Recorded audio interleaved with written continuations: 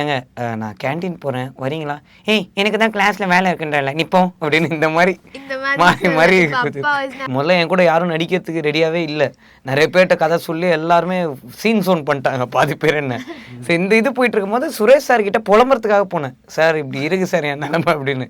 அப்போ சரி okay footage கொஞ்சம் பாரு சும்மா படத்தோடைய ஃபுட்டேஜ்னு சொல்லிட்டு அந்த நீலோத்தி சாங்கை சும்மா லைட்டாக காமிச்சாரு.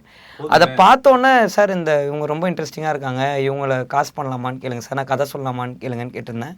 அப்படி அப்ரோச் பண்ணி கதை சொன்னோன்னே இவங்களும் ஓகேன்ட்டாங்க. சொல்லி அப்போவே எனக்கு ரொம்ப பிடிச்சிருந்தது. கதை ஒழுங்கா சொன்னாரா? சூப்பரா சொன்னீங்க. நரேட் பண்ணப்ப என்னோட வாய்ஸ் எல்லாம் கேன் ஃபீமேல் வாய்ஸ்ல அப்படி எல்லாம் இது நாங்க அவ அப்படி பண்ணுவேன்.